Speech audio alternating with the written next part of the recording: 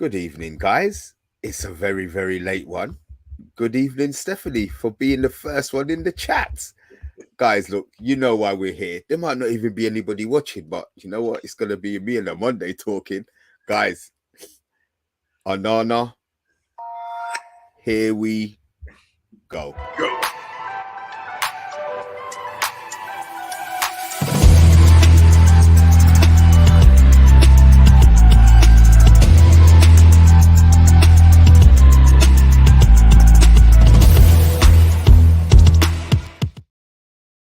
Well, I'm gonna apologize on Monday for getting out your bed on such a late time of the evening. But boy, certain times, some things need to be done. How we say?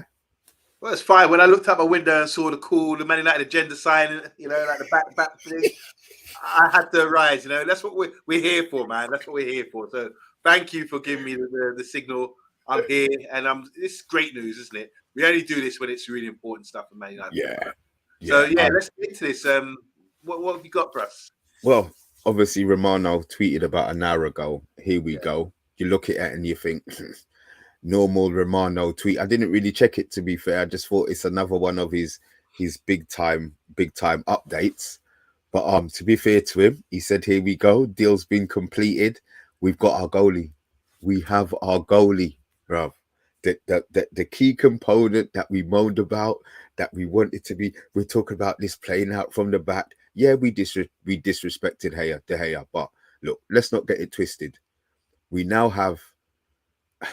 I'm not going to say he's the best goalie in the Premier League. I'm not going to do that. But you have to say that he has to be ball playing. He has to be top two quite easily. And I'm delighted. One day, I'm absolutely delighted. This is the news. I'm more excited about this than the Mason Mount one. I see that little sly grin on your face. How are you feeling? Well, just to read, so the tweet goes from Romano. Andre Onana to Manchester United is finally here we go, as he said. Clubs are closing in on an agreement. Then Onana will travel for medical tests and contract signing. Manchester United set to request a visa for Onana to go on the USA trip, which would be fantastic. Ten Hag will have the new goalkeeper he wanted. Man, that's good news. I just want to read out a few comments here because big up to Brush. He's saying finally. We've got Mo in the house as well. He said, Onana, yes. Big up to Matthew Bassett as well. He's giving us the thumbs up and the fist. Finally, says Bilal. How you doing? Stephanie Griffiths saying at last. Positive news. Onana, that's his name. Onana was saved. Onana. Andy Herbert. Wonderful show you did with Bath Time and Mr. B on Friday night. I really enjoyed that. If you haven't watched that, guys, go and check that out.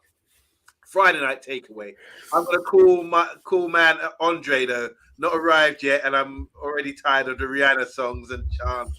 Oh, yeah, we know.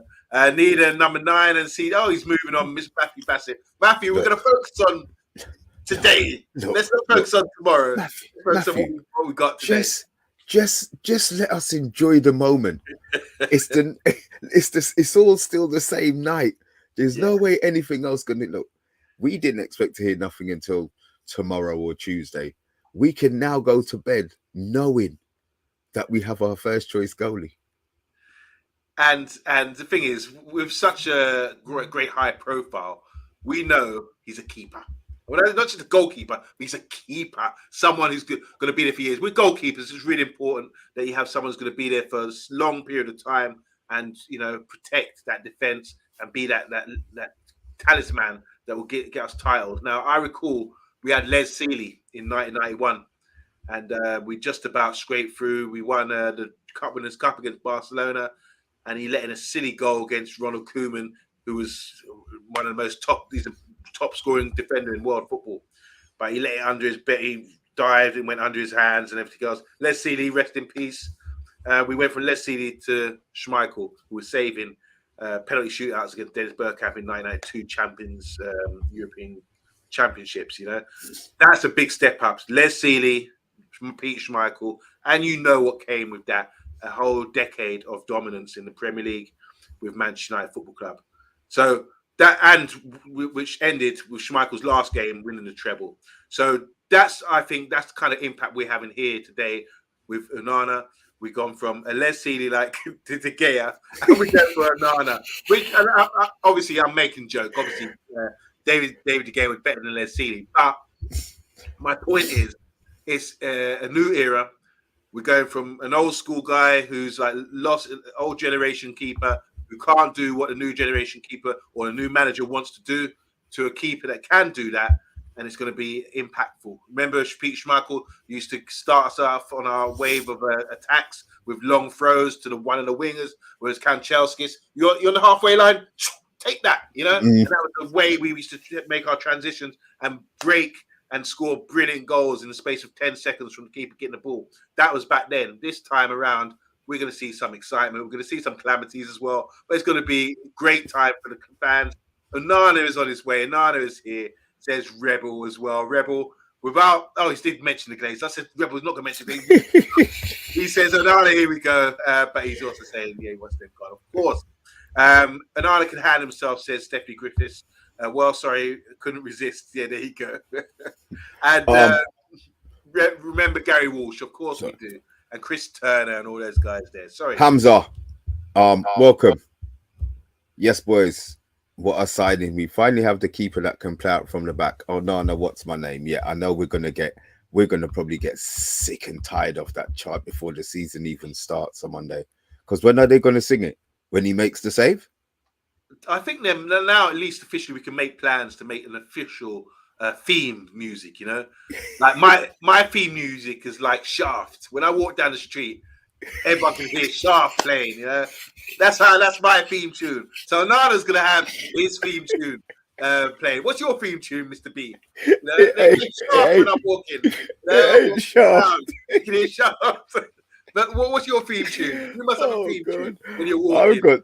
I've got to think. What have I got? Everyone, don't you guys give Mr. B a theme tune? If he's walking down the street, the way you know how cool he is, you know his personality. What theme tune would Mr. B be walking down the street?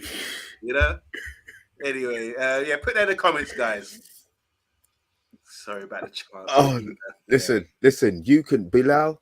You can sing it as loud as you want. All as much as you want. Bath time. Welcome to, yes, it is post Love Island, but this is how Man United do it sometimes. If it was 1 o'clock, we would have been on here at 1 o'clock talking about Onana, here we going. So this is how we do. It's been a bit of a surprise, but we're here. Yes, boys. Yes, we are live. Mr. Mayhem. Yes, Ed Mayhem. Live. How you doing? Big up Bath time with Vaughan. How you doing? And Vincent as well. Okay, here we go. Desmond Decker for Mr. B. It would be Israelites. Do you know what? I would take that. Yeah? Yeah, do you know what? I would take that because as you said it, I can see my strut. I can see the strut in it.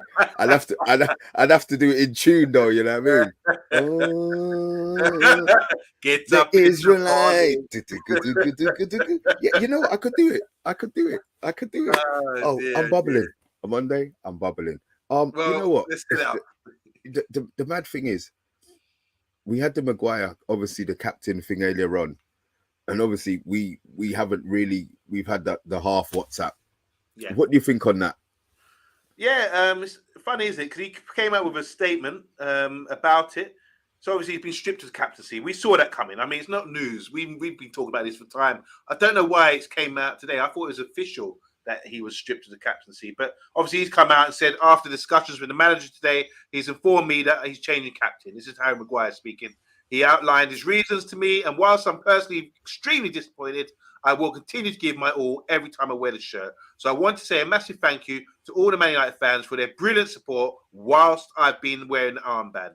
Since the day I got the role 3.5 years ago, it's been a huge privilege to lead Man United and one of the proudest moments of my career to date. It's one of the greatest honours in club football. I've done everything I possibly could to help United be successful on and off the pitch. I will always be grateful to Gullas Solskjaer for the first giving me the responsibility, and I wish whoever now takes on every success, and they will have my full support. Harry says there. So that's a lovely message. Just want to break down from the message, Mr. B. What do you think about? Does this mean the end of Harry Maguire? He's saying here, I'd like to give a massive thank you to all the Man United fans for the brilliant support whilst I was wearing the armband. and it's been a huge privilege. His proudest privilege to date, and I've done everything he can possible to help United be successful on and off the pitch. A lot of fans would argue he's done everything he can to destroy United on and off the pitch. Away days in Greece and calamity on the pitch. So yeah, I don't know. Is that the end of Harry Maguire? It's definitely him getting stripped of the armband. That's for sure. I mean, look, if you were a manager at a company, how hard would you find it to be demoted back to the you know? I know it's different. It will be different at a football club, and obviously there's going to be banter to it as well. Let's not get it twisted. He's going to get ribbed for losing the captaincy, but I feel that one, it's a decision that needed to be made, and it's been made at maybe the earliest opportunity. From Ten Hag, he's actually been able to have the face-to-face conversation with him. He hasn't done it over the phone. When did they come back? When did all the internationals come back? It's only been the latter part of this week, which means they've had time to sit down. What I found strange was that he released the statement like 2 hours before Manchester United released a statement. That's what I mean. I look at it. You know, I had a little thing with Jeff. On Twitter. I just feel that he jumped. Not saying he jumped the gun. I get it. He wanted to post it off his own socials, but surely the club is supposed to have posted that first. But wasn't it common knowledge? We've been talking about it. He's been stripped for a few weeks now, or a few days, maybe. Saying he should be stripped. They didn't say there must have been something there, some source which suggested, because we've been talking about it like he's going to be stripped. I don't know, but it's like common knowledge for everybody that he's going to get stripped, and it would be as well, because look, he hasn't played last season. He was on the bench, so it's only natural that he shouldn't be captain anymore, because you can't have a captain who's not playing football. He doesn't play. He's got players ahead of him who the manager fancies above him, so that's just standard that he's going to get stripped. I think every season you decide who your captain is. It's got to be based on you playing as well. Because the captain's supposed to represent what the manager wants on the pitch. And if he's on the bench, he might as well become a coach, Harry Maguire. Because you're not influencing any players with that. You're on the pitch, you're a captain, someone who plays regularly. So we all knew that was coming. So fair play to him. But I will say about Harry Maguire, I know people give him a stick and everything, but I think he's got a lot of character. I think even there, he's saying he will continue to perform the best of his abilities. It might not be the best for what some fans want, but he's got that sort of fixed game where he wants to try. He's training with Carvalho, as we know, doing one-to-one training to try and improve in his defending and get himself fit. And he's doing his best. He wants to fight for his place. People might not like it, but that's something he's trying to do, trying to be the best he can be. So I don't know, whatever happens in the future, I think he should leave, to be fair. The stripping of captaincy, the not getting first team football, you can't sort of lay down on that. You're not Winston Bogart, where you're not going to be just taking wages. You don't want to be known as a mercenary like that. So maybe we should take a deal. And there has to be some news, some sort of sniffing around West Ham. I mean, look, it's good things come in threes. So, this is obviously our third and final part of this little brief show. Yeah, West Ham are sniffing around, and it sounds more than a sniff, to be fair. They've got money burning a hole in their pocket. They're going to want a leader on the pitch. I think they could do a lot worse than Harry Maguire in the system that they're playing. I'm not saying they could do a lot better in maybe a defender, but for the style of play that David Moyes will be playing, I think Harry Maguire would be perfect for them. But then the club needs to sort out wages.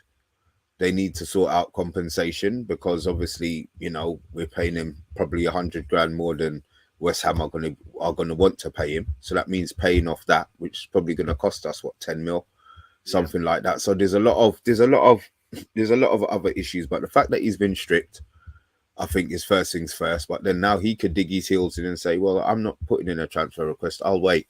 You lot pay me my whatever my severance pays or whatever my money is, and then I'll go happy along the way. So it could get messy.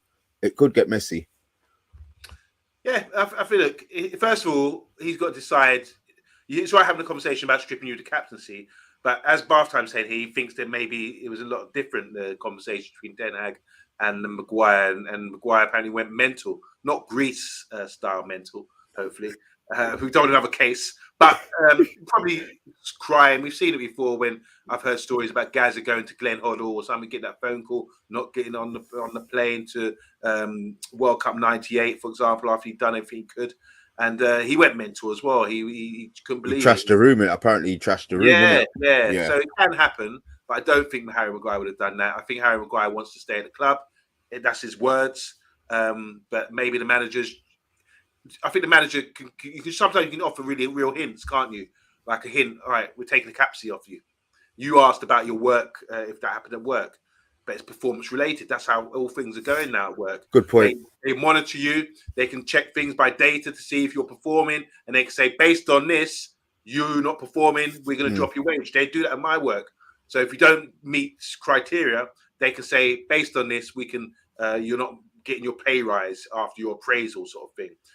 Which is performance-related pay, basically.